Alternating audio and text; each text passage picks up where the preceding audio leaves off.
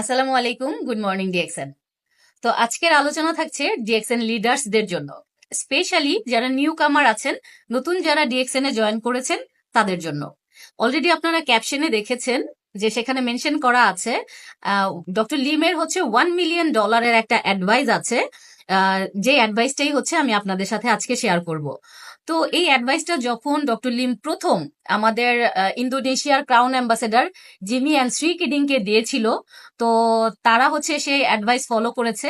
এবং জিমি জিমির এখন হচ্ছে বর্তমান যে অবস্থা সেটা হচ্ছে কি উনি ডিএক্সএন এর ইনকাম দিয়ে ইন্দোনেশিয়াতে প্রতি মাসে চাইলে একটা করে বাড়ি কিনতে পারবে।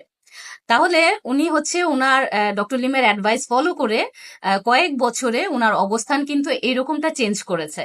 তো যখন জিমি শুরু করেছিল ডিএক্সএন বিজনেস তখন তার এজ ছিল 60+। তো 60 বছরের বেশি তার বয়স ছিল তখনকার সময়ে সে আসলে ডিএক্সএন বিজনেস শুরু করে। এবং কিছুদিন পরে ডক্টর লিমে সেই অ্যাডভাইস ফলো করে তার বর্তমান অবস্থা হচ্ছে মাত্র যেটা বললাম যে সে চাইলে মাসে একটা বাড়ি কিনতে পারে ডিএক্সএন এর ইনকাম দিয়ে।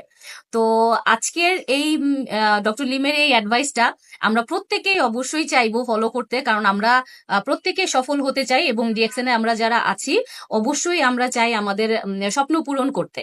তো আমরা যদি একটা গাইডলাইন বা কোনো একটা অ্যাডভাইস ফলো করি, ওই বিষয়টা যদি মাথায় রাখি তাহলে আমাদের চলার পথ কিন্তু আরো সহজ হয়। তো আজকের এই ভিডিওটা এবং আজকের এই আলোচনাটা আমার কাছে মনে হচ্ছে অনেকের জন্য অনেক বেশি হেল্পফুল হবে এবং আপনার লাইফের একটা বেস্ট ভিডিও হতে পারে এটা। কারণ হচ্ছে গিয়ে ডক্টর লিমের অ্যাডভাইস, আর সেকেন্ড হচ্ছে গিয়ে আপনি যদি বুঝার অ্যাবিলিটি যদি আপনার ভেতরে থাকে, আপনি যদি মাইন্ড সেট আপ করতে পারেন, তাহলে আসলে এই একটা একটা অ্যাডভাইজই হচ্ছে গিয়ে আপনি ফলো করলে আপনার জীবন চেঞ্জ করতে পারবেন। তো আমরা প্রত্যেকেই চাই আমাদের স্বপ্নগুলো পূরণ করতে। তো এই হচ্ছে বিষয়। তো ডক্টর লিমের সেই অ্যাডভাইসটা ছিল এরকম যে জিমির ঘটনা দিয়ে আমি শুরু করি। তো জিমি হচ্ছে গিয়ে উনি ইন্দোনেশিয়ার একজন লিডার। তো উনি যখন ডিএক্সএন স্টার্ট করে তখন প্রথম যখন উনি সবাইকে ইনভাইট করছিল ডিএক্সএন এর বিজনেসের জন্য, তো শুরুর দিকে সবাই অনেক বেশি এক্সাইটেড থাকে। তখন তাদের অ্যাক্টিভিটিস গুলো সাধারণত যেরকম হয় আর কি।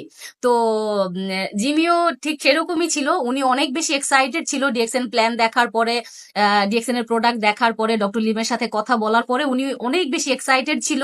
তো উনি ইন্দোনেশিয়াতে গিয়ে উনি একটা প্রোগ্রাম অ্যারেঞ্জ করে। সেই প্রোগ্রামে হচ্ছে উনি 250-র মতো ওনার ফ্রেন্ডস, ওনার যত রিলেটিভস আছে, যত যত পরিচিত, উনি যতটা পেরেছে